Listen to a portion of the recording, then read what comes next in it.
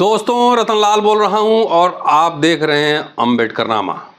जारी है चर्चा सावरकर, क्रांतिकारी, दया याचिका और हिंदू राष्ट्रवाद। यह किताब 120 पेज की है। प्रोफेसर राम पुनियानी ये किताब है और किताब दिलचस्प है, बहुत शोध कर लिखी गई है, इसलिए इस पर चर्चा जारी है। इंट्रोडक्शन मैंने आपको बताया था पहले, लेकिन इस एपिसोड में आपको बताने वाला हूं उनका पहला चैप्टर क्या है कि वीर सावरकर कॉलन अर्धवीर, इसके बारे में चर्चा आपको बताने वाला हूं। पूरी चर्चा सुनिए। कैसे वीर सावरकर जिनको आप याद करते हैं वो बेसिकली अर्धवीर हैं। सावरकर के लाइफ के दो पहलू हैं, एक गिरफ्तारी से पहले जो कि लंदन में थे और दूसरा गिरफ्तारी के बाद। दोनों में ज़मीन आसमान का अंतर है, इसलिए पूरा वीडियो आपको समझना पड़ेगा। एक व्यक्ति के जीवन के अंतर विरोध को समझने के लिए,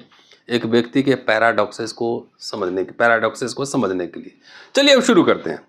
पुनियानी साहब लिखते हैं कि सन 2001 में सावरकर पर बनी फिल्म रिलीज होने वाली थी। फिल्म रिलीज होने से पहले ही हंगामे का दौर शुरू हो गया। शायद यह पहला ऐसा बड़ा उपक्रम था जिसमें हिंदुत्व की विचारधारा के प्रथम अन्वेषक की स्तुति की गई थी। हमें यह भी पता है कि सावरकर पर किसी भी प्रकार की वस्तुनिष्ठ चर्चा भावनाओं के विस्फोटों से भरी रहती है, क्योंकि उन्हें वीर स्वतंत्रता योद्धा के रूप में प्रतिष्ठित किया गया है। उनके नाम के आगे स्वतंत्रता वीर, स्वातंत्र्य वीर लगाया जाता है, मतलब स्वतंत्रता के आंदोलन लड़ने वाले वीर लगाया जाता है, जो सिर्फ अर्ध सत्य है।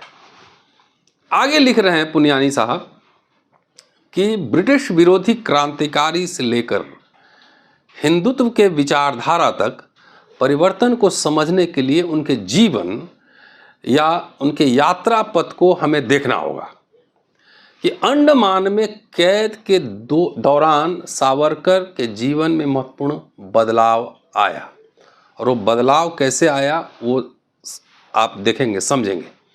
जेल में जीवन बिताने के बाद सावरकर पूरी तरह से बदल चुके थे।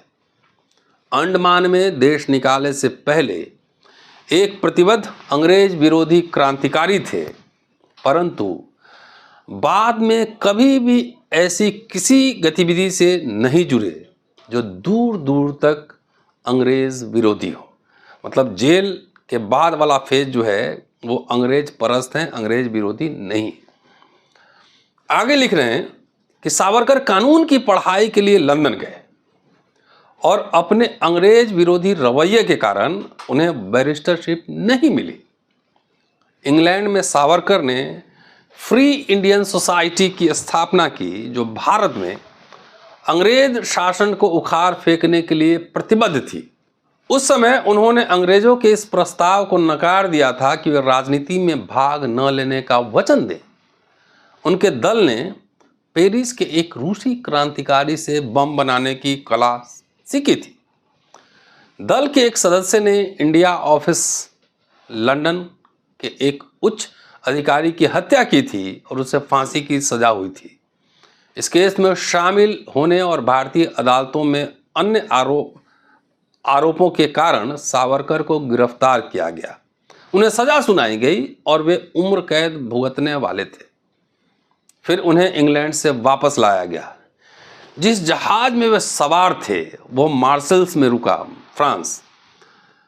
तो सावरकर समुद्र में कूद पड़े और फ्रांस की धरती पर राजनीतिक शरण लेने के लिए तैरकर किनारे पहुंचे। फिर से उन्हें पकड़ा गया और उम्र कैद के लिए अंडमान ले जाया गया। ये बहादुरी का क्षण था कि वो समुद्र में कूदकर तैरकर फ्रांस पहुंचे और वहाँ पे उन्होंने पॉलिटिकल एजाइलम मांगा, लेकिन वहाँ पे फिर उनको पकड़ लिया गया, फिर वापस अंडमान ले जाया गया। अंडमान की जेल में बहुत पीड़ादायक स्थिति थी। वहाँ अन्य कैदियों की तरह उन्हें भी गंभीर यातनाएं सहनी पड़ती थी। ऐसा लगता है कि जेल में जीवन के हालातों ने उनके आत्मविश्वास को तोड़कर रख दिया था। संयोग से सन 1920 से भारतीय राष्ट्रीय कांग्रेस, इंडियन नेशनल कांग्रेस, उनकी बिना शर्त रिहाई की मांग कर रही थी, परंतु न जाने किस कारण से सावरकर ने जेल से रिहाई के लिए लिखित रूप से वचन देना चाहा। लिखते हैं सावरकर कि मैं यह स्वीकार करता हूं कि मुझ पर उचित रूप से मुकदमा चलाया गया और न्यायिक सजा दी गई। दिल से उन दिनों में की गई हिंसा के तरीकों की घृणा करता हूं और मैं अपने सर्वश्रेष्ठ सामर्थ्य से कानून और संविधान, ब्रिटिश संविधान को बनाए रखने के लिए खुद को कर्तव्यबद्ध मानता हूं। मैं सुधार को उतना सफल बनाना चाहता हूं जितना कि भविष्य में मुझे ऐसा करने की अनुमति दी जाए। यह जो है बेसिकली सुधार जिस समय के हो रही अर्ली 20s की बात हो रही है, और ब्रिटिश अधिकारियों को लिखे गए सावरकर के पत्रों की प्रति कॉपी वो फ्रंट लाइन में 7 अप्रैल 1995 को छपी थी, पृष्ठ संख्या 94। और यहाँ पे सावरकर जिन सुधारों की बात कर रहे हैं वे सन 1919 के सुधार की बात है, जो राष्ट्रवादी आंदोलन की मांगों को पूरा नहीं करते थे। यानी कि अंग्रेज जो सुधार लेकर आए थे, जो राष्ट्रवादी सुधार के मांगों को पूरा नहीं करते थे, वैसे सुधार के पक्ष में सावरकर दिखते हैं। पुनियानी साहब ये कहना चाह रहे हैं। इसके जवाब में अंग्रेज सरकार ने बदले में उन्हें रिहा कर दिया। पहले उन्हें यड़वदा जेल में रखा गया और बाद में रत्नागिरी में अपने परिवार के साथ रहने की अनुमति दी गई। शर्त यह थी कि वे मुंबई प्रांत के रत्नागिरी जिले में रहेंगे और जिला छोड़ने के लिए सरकार की अनुमति लेंगे। पहले अंग्रेज़ों के ज़माने में ऐसा होता था, निगरानी में रखा जाता था। काशी प्रसाद जायसवाल पे मैंने PhD किए हैं, उनके ऊपर भी पटना में इस तरह का सर्विलेंस था कि आप जहाँ जाएंगे, कुछ भी जाएंगे, वो अनुमति लेंगे, बाहर जाएंगे, ऐसा था पहले। बहरहाल चलते हैं आगे। यह भी शर्त थी कि किसी सार्वजनिक या निजी राजनीतिक प्रवृत्तियों में सरकार की मंजूरी के बिना भाग नहीं लेंगे। ये शर्तें 1937 तक लागू रही और 37 में कांग्रेस की सरकार बनी और ये शर्तें हटा दी गई। इसके बाद सावरकर ने हिंदू महासभा के अध्यक्ष का पद संभाला। उनके इस समर्पण का पहलू हिंदुत्ववादी ताकतों द्वारा पूरी तरह से छिपाया जाता रहा है, बल्कि वे उन्हें वीर सावरकर का खिताब देते रहे हैं। मतलब समर्पण वाला जो पोर्शन है, जो उनके भक्त हैं सावरकर के, अभी उसको छुपा जाते हैं। और पहले वाले जो सावरकर हैं, 1911 के पहले वाले सावरकर वाकई उस समय क्रांतिकारी हैं और थोड़ी सी पढ़ाई हमने की है उनके बारे में कहते, लेकिन 2 फेज है। पुनियानी साहब आगे लिख रहे हैं कि अंग्रेज सरकार ने उन्हें क्यों रिहा किया। ऐसा कैसे हुआ कि अपनी रिहाई के बाद उनकी राजनीति की दिशा पूरी तरह से बदल गई और वे हिंदू राष्ट्र के विचारक के रूप में सामने आए। ऐसा कैसे हुआ कि बाद में उन्होंने कभी अंग्रेज विरोधी आंदोलन में हिस्सा नहीं लिया। ऐसा कैसे हुआ कि भारत छोड़ो आंदोलन जैसे उस समय के महत्वपूर्ण बड़े आंदोलनों में वे कभी शामिल नहीं हुए, न ही उसका समर्थन किया।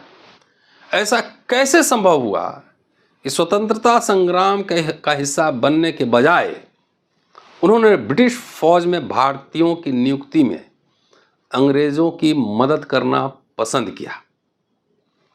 इन सवालों पर हर कोई अपना अपना निष्कर्ष दे सकता है, परंतु अंग्रेजों से उनके समझौते के बाद उनकी राजनीति के चरित्र के संबंध में, उनके राजनीति के चरित्र के संबंध में बहुत संदेश छुपे हैं। और वाकई ये बहुत ही दिलचस्प है कि क्या सिर्फ सजा के डर से सावरकर ने पाला बदला, या जेल में रहते वक्त कोई ऐसी घटना घटी जिसने सावरकर को झकझोर दिया वो कौन सी घटना थी जानना जरूरी, उस समय जेलर कौन था, वहाँ अधिकारी कौन थे, इसकी पड़ताल बहुत जरूरी है। चलिए आगे लिखते हैं पुनियानी साहब कि वास्तव में वे हिंदू महासभा के निर्विवाद नेता के रूप में उभरे। सन 1937 के बाद कई अवसरों पर उनकी राजनीतिक गांधी के नेतृत्व में चल रहे राष्ट्रीय आंदोलन के बिल्कुल विपरीत थी और मूल रूप से उनकी घोषणा थी कि कांग्रेस के किसी कदम का समर्थन नहीं।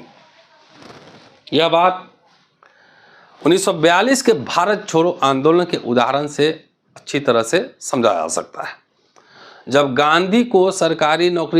गांधी ने लोगों को सरकारी नौकरी छोड़ने का आह्वान किया था, इसके विपरीत सावरकर ने घोषणा जारी की, मैं सरकारी सेवा में किसी पद या स्थान पर नियुक्त सभी हिंदू संगठनवादियों से यह निश्चित सूचना जारी करता हूं कि अपने पद अथवा स्थान पर बने रहें और अपने नियमित कर्तव्यों का पालन जारी रखें। यह जो है एनजी नूरानी के लेख से लिया गया है। फ्रंटलाइन दिसंबर 1, 1995 का लेख का यहाँ पे रेफरेंस है। इतना ही नहीं, कार्य समिति ने 31 अगस्त 1942 को एक प्रस्ताव पारित किया कि महासभा के सभी सदस्य अपनी नौकरी में बने रहें। अपनी नौकरी मतलब उस समय ब्रिटिश हुकूमत की नौकरी में बने रहें और भारत छोड़ो आंदोलन से दूर रहें, उसमें शामिल न हो। ये बेसिकली मोटा मोटी ये बात समझने की। आगे पुनियानी साहब लिख रहे हैं कि सावरकर को ही राष्ट्रवाद के साथ ब्राह्मणवादी हिंदू धर्म को पालने पोषने का सम्मान प्राप्त हुआ है और हिंदुत्व के सिद्धांत के पहले प्रतिपादक भी वही थे। सावरकर का शुरुआती दौर अंग्रेज विरोधी संघर्ष का दौर था और उसमें अंग्रेज विरोधी जो पूरा टोन है वो बहुत प्रभावशाली था, परंतु बाद में हिंदुत्व के प्रतिपादक की भूमिका अख्तियार करने के बाद उनकी मुख्य ऊर्जा नफरत की राजनीति को मजबूत करने, हिंदू महासभा का गठन और राष्ट्रीय स्वयंसेवक को दूर से सहायता करने में केंद्रित हो गई। सावरकर की पुस्तक हिंदुत्व, हिंदू कौन है, जो 1923 में प्रकाशित हुई थी, उनकी राजनीतिक अवधारणा की व्याख्या करने वाला मूल दस्तावेज बनी और आज तक है। समानांतर रूप से साथ साथ बढ़ रही मुस्लिम सांप्रदायिकता के कारण समय रहते हिंदू सांप्रदायिकता का सुदृढ़ीकरण यानी कंसोलिडेशन मुसलमानों के प्रति डर दिखाकर हुआ। ये हिंदू कैसे संगठित हुए? मुसलमानों का डर दिखाकर। यह राष्ट्रवाद अन्य को डराकर दृढ़ हुआ, परंतु डराने वाला यह अन्य अंग्रेज साम्राज्यवादी उपनिवेशक नहीं जिसके शासन से देश भुगत रहा था, बल्कि वह अन्य मुसलमान था। कि अदराइजेशन का जो पॉलिटिक्स होता है उसकी बात करते हैं। शत्रु तलाश अभी भी चल रहा है भारत में। रहते रहते अभी चुनाव आएगा, बोलेंगे कि हिंदू खतरे में है, शत्रु कौन है? तब मुसलमान, अन्य, अदर ये है। प्रोफेसर पुनियानी लिख रहे हैं कि हमें यह अलग से ध्यान में लेना चाहिए कि सावरकर का अंग्रेज विरोधी संघर्ष और अंग्रेज विरोधी प्रवृत्तियां अंग्रेजों द्वारा उन्हें रिहा करने के बाद पूरी तरह से खत्म हो गई थी और उसके बाद उन्होंने मुस्लिमों के खिलाफ मोर्चा खोल दिया था।